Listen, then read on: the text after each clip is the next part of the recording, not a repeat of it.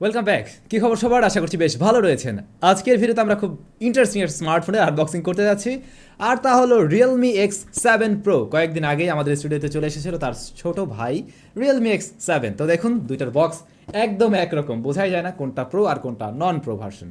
যাই হোক, আজকে আমরা এটাকে খুলে দেখবো ভিতরে কী কী রয়েছে এবং স্মার্টফোনটা কী কী অফার করছে, বর্তমান দাম কেমন, সমস্ত কিছুই জানবো। চলুন শুরু করা যাক। পুরো ভিডিও নিয়ে আমি স্যাম থাকি আপনাদের সাথে। আপনারা দেখছেন SamZone। যারা নতুন রয়েছেন চ্যানেলটি সাবস্ক্রাইব করে আমাদের পরিবারের একজন অবশ্যই হয়ে যান।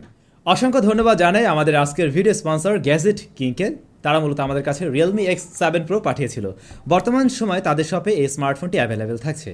ভিডিও ডিসক্রিপশনে গ্যাজেট কিংয়ের যাবতীয় ইনফরমেশন দেওয়া থাকলেও তাদের শপ মূলত বসুন্ধরা সিটি লেভেল 5-এ। যদিও তাদের শপ চেঞ্জ করা হয়েছে, তবে লেভেল 5-এই ভিডিও ডিসক্রিপশনে তাদের শপের যাবতীয় ইনফরমেশন থাকলেও আপনারা সরাসরি তাদের সাথে যোগাযোগ করতে পারছেন। তো ভাই লোক, স্ক্রিনে নিশ্চয়ই দেখতে পাচ্ছেন বর্তমান সময়ে স্মার্টফোনের দামটা কেমন রয়েছে। তবে এর দাম অবশ্যই কমবে, কারণ মাত্রই মার্কেটে এসেছে। কয়েকটা দিনের মধ্যে দেখবেন এর প্রাইস ড্রপ করবে, দেন আপনার জন্য ভালো হবে নেওয়াটা। ওয়েল, আমরা তাহলে বক্স কন্টেন্ট দিয়ে শুরু করি। দেখা যাক খুলে কী কী রয়েছে। তো বক্সটাকে যদি আমরা খুলে নেই, প্রথমে একটা এনভেলপ পেয়ে যাব ওই যে রিয়েলমি X7 এর মতো, যেটার ভিতরে কিছু রয়েছে আর কি, পড়তে পারেন ইউজার ম্যানুয়াল। এরপরে রয়েছে স্মার্টফোনটি, ওটাকে আমরা একটু পাশে রেখে দেই। তারপরে নিচে যদি যাই দেখতে পাবো একটি সিলিকন কেস দেওয়া হয়েছে, যেটা ওই যে রেগুলার কেস যেটা হয় ওটা। তবে এটা একটু কিন্তু ওই যে এই কালারের, নিশ্চয়ই বুঝতে পারছেন, একটু ব্ল্যাকিশ ভাব আছে। যাই হোক, এরপরেই আমরা পেয়ে যাব চার্জার। বিশাল বড় চার্জার দেওয়া হয়েছে স্মার্টফোনের সাথে, আর এপাশে কেবল রয়েছে। এবং তার নিচেই আমরা দেখতে পাবো রয়েছে সিম ইজেক্টর, এবং তার নিচে রয়েছে এই ফোনের সাথে তো আসলে ইয়ারফোন জ্যাক নেই বা 3.5mm হেডফোন জ্যাক পোর্ট দেওয়া হয়নি। দ্যাটস ওয়াই আপনাকে একটা কনভার্টার দেওয়া হয়েছে। সো এইটা দিয়ে আপনি গান শুনতে পারবেন, যেটা বক্সেই থাকছে, যেটা অবশ্যই আমাদের কাজে লাগবে। আর আরেকটা ব্যাপার, আমি আগের মোবাইলটা অর্থাৎ রিয়েলমি X7 এর সময় ওই জিনিসটার কথা বলতে আমার খেয়াল ছিল না। ওইটার বক্সেও কিন্তু আপনারা ওই কনভার্টারটি পেয়ে যাচ্ছেন। যাই হোক, এই হচ্ছে বক্স কন্টেন্ট। ওয়েল, এবারে আমরা আসছি স্মার্টফোনটির কাছে। মোবাইল ফোনটাকে বের করে নেই। এই মোবাইল ফোনটা ধরে একটা ভালো রকমের প্রিমিয়াম ফিল পাবেন। এক হাতে নিয়ে আপনি অনায়াসে ব্যবহার করতে পারবেন। এর ওজনও কম রয়েছে, আর এটার থিকনেস যে অনেক বেশি এমনটাও কিন্তু নয়। তবে রেয়ার প্যানেলটিতে গ্লাস দেওয়া হয়েছে, কিন্তু সেটা প্রচুর পরিমাণে ফিঙ্গারপ্রিন্ট ম্যাগনেট। খুব সহজেই হাতের ফিঙ্গারপ্রিন্টগুলো বসে যাচ্ছিল, যেটা দেখতে খুব একটা ভালো লাগবে না, বারবার এরকম মুছতে ইচ্ছা করবে। এই কারণে মনে হয় এটা ব্যবহার করলে ভালো হবে, অথবা একটা কিনে নেবেন, এই আর কি। মোবাইল ফোনটির বডি ফ্রেম প্লাস্টিকে তৈরি। পোর্টস অ্যান্ড বাটনের রেগুলার সব কিছু নেই। রাইট সাইডে রয়েছে হোম বাটন, লেফট সাইডে ভলিউম রকার, উপরের পাশে রয়েছে নয়েজ ক্যান্সেলেশন মাইক, আর নিচের দিকটাতে USB type C port, primary microphone, speaker grill এবং সিম কার্ড স্লট, যেখানে শুধুমাত্র দুইটি সিমে ব্যবহার করতে পারছেন। তো এখানে আমরা দুইটা জিনিস ওই আগের ফোনটার মতো পাচ্ছি না। যেমন আপনি এখানে সিমের পাশাপাশি মেমোরি কার্ড ব্যবহার করার সুযোগ পাচ্ছেন না, মেমোরি কার্ড স্লট নেই।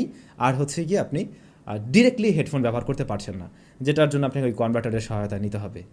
তো এরকম বাজেটের ফোনগুলোতে আমার মনে হয় আসলে এগুলো উঠিয়ে ফেলার কোনো যুক্তিই নেই। বিশেষ করে ওই যে রিয়েলমি X7, ওইটার থেকে উঠাইছে কোন আক্কেলে আমি জানি না। যাই হোক, এখন দেয় নাই কি আর করবেন, এভাবে ব্যবহার করুন। মোবাইল ফোনটির রেয়ারে থাকছে কোয়াড ক্যামেরা সেট আপ। একটা ব্যাপার ভালো লেগেছে যে ক্যামেরা মডিউল অনেক বড় হয়ে নেই, মানে পাহাড় পর্বতের মতো না। এটা একদম হালকা একটু উঁচু, যার ফলে যে কোনো ফ্ল্যাট সার্ফেসে রাখলেও জিনিসটা বাঁকা হয়ে থাকে এমনটাও নয়। মোবাইল ফোনটির ডিসপ্লেকে প্রোটেকশন করছে Corning gorilla glass 5। Realme at least এই ফোনটাতে একটা ভালো প্রোটেকশন দিয়েছে। মোবাইল ফোনটার ডিসপ্লেটাও জোস। এতে রয়েছে 6.55 ইঞ্চ সুপার অ্যামোলেড প্যানেল, যা ফুল এইচডি প্লাস রেজলিউশনের, এবং এটা 120 হার্টস রিফ্রেশ রেট সাপোর্ট করে। 120 হার্টস রিফ্রেশ রেটের সুপার অ্যামোলেড প্যানেল, যা ফুল এইচডি প্লাস রেজলিউশনের। তো ডিসপ্লেটা কোন লেভেলের এবার নিজে একটু জাজ করুন। আর এর পিপিআই ডেন্সিটি 402। তো সব কিছু মিলে এই ডিসপ্লেটা একদম এক কথায় দুর্দান্ত, মানে হাই রিফ্রেশ রেট। সো আপনি এই জায়গা থেকে একটা স্মুথনেস পাবেন অন্য লেভেলের। আর যেহেতু super AMOLED, so colour reproduction কেমন থাকতে পারে এটা তো আপনি জানেনই। ট্রু ব্ল্যাক কালার পাচ্ছেন, এবং প্রত্যেকটা কালার খুবই ভাইব্রেন্ট, নিশ্চয়ই বুঝতে পারছেন, মানে জাস্ট ঝকঝকে ফকফকে। ডিসপ্লের চিন বেজেলস সেগুলো লক্ষ্য করুন, খুবই ন্যারো রাখা হয়েছে, বিশেষ করে এর নিচের চিনটা। এটা আমি বলবো একদম দারুণ করা হয়েছে। অলমোস্ট ফ্ল্যাগশিপ লেভেলের যে ফোনগুলো ওগুলোর মতোই লাগছে, বা তার কাছাকাছি। তো বক্স থেকে বের করার পরে ফার্স্ট ইমপ্রেশনে এর ডিসপ্লের প্রেমে আমি পড়ে গিয়েছি, এটা আমি স্বীকার করছি অবশ্যই। আই হোপ আপনাদেরও এর ডিসপ্লেটা খুবই পছন্দ হবে, যেহেতু ভালো একটা প্রোটেকশনে রয়েছে, আর ওভারঅল সব কিছু মিলে ডিসপ্লেটাও দারুণ। টাচ রেসপন্স সব কিছুই ভালো ছিল। এই স্মার্টফোনটি ইন্ডিয়ার বাজারে 3টি ভ্যারিয়েন্টে লঞ্চ করা হয়েছে: 6128, 8128, 8256। আমাদের কাছে যেটা রয়েছে এটা 8128 জিবির। এর প্রসেসর হিসেবে দেওয়া হয়েছে মিডিয়াটেক ডাইমেনসিটি 1000+, যেটা আমরা এর আগেও কোনো স্মার্টফোনের সাথে রিভিউ করেছিলাম, আপনারা জানেন, যেমন রেডমি K30 আলট্রা মেবি। তো ওইটাতে এই প্রসেসরটা ছিল, যেটা একদম হায়ার মিড রেঞ্জ বাজেটের স্মার্টফোনগুলোর মতো পারফরমেন্স করতে পারে। তবে রিয়েলমি ইউএ এর সাথে ডায়মেনসিটি 1000 প্লাস কেমন কি পারফর্ম করে, কতটুকু খাপ খেতে পারে, সেটা আমরা কয়েকদিন ব্যবহার করলেই জানতে পারবো। সো কয়েকদিন ব্যবহার করি, দেখি এই মোবাইল ফোন কেমন কি রেজাল্ট দেয়।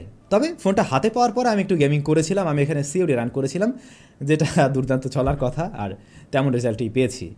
আমরা ফুল রিভিউতে ইন ডিটেলসে গেমিং নিয়ে আলোচনা করব। আর এর স্টোরেজ টাইপ ইউএফএস 2.1, তবে এখানে কিন্তু আপনি স্টোরেজ বাড়াতে পারছেন না, মেমোরি কার্ড ব্যবহার করার কোনো সুযোগ নেই। মোবাইল ফোনটিতে দেওয়া হয়েছে ইন ডিসপ্লে ফিঙ্গারপ্রিন্ট স্ক্যানার, যার রেজাল্ট একদম ঠিকঠাক এবং আমার মনে হচ্ছে এটা যথেষ্ট দ্রুত সময়ের মধ্যে আনলক করতে পারছিল।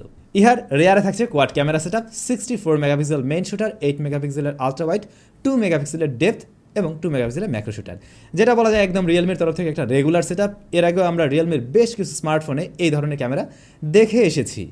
তো ইনিশিয়ালি আমি ফোনটা অন করার পরে কয়েকটা ছবি তুলেছিলাম এবং এর যে মেইন শুটারটা তার রেজাল্ট আমার কাছে ডিএলআইটে বেশ ভালো লেগেছে। বিশেষ করে অটো ফোকাসিং খুব দারুণভাবে কাজ করেছে, ডিটেলস ভালো ছিল, ডাইনামিক রেঞ্জও ভালো পেয়েছি, আর এর ভিডিও ফুটেজও বেশ ভালোই লাগলো। এখানে 4K 60 FPS এ সর্বোচ্চ ভিডিও রেকর্ড করার সুযোগ রয়েছে, যেটাও বেশ ভালোই ছিল। ফ্রন্ট ফেসিং দিয়ে আমি এখনও ছবি তুলে দেখিনি, 32 মেগাপিক্সেল রয়েছে এখানে।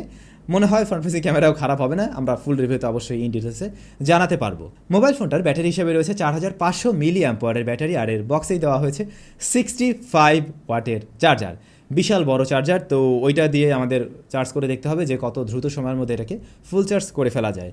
তো 65 ওয়াট এত বড় চার্জার, যেহেতু ব্যাটারি আর একটু বাড়িয়ে দিত, আর 500 মিলি অ্যাম্পার বাড়িয়ে দিলে 5000 মিলি অ্যাম্পার হয়ে যেত, সেই ক্ষেত্রে একটা লং টাইম ব্যাকআপ পাওয়ার সম্ভাবনা থাকতো।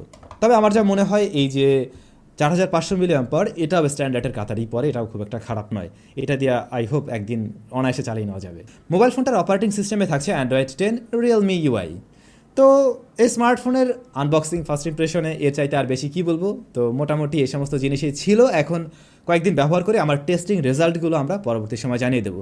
হয়তো এটা নিয়ে আমি একদম আর ফুল রিভিউ করবো না, কারণ অনেক কিছুই জানানো হয়েছে।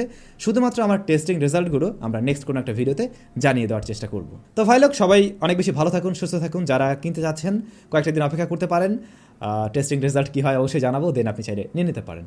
আপনাদের সাথে আবার দেখা হচ্ছে নতুন একটা ভিডিওতে।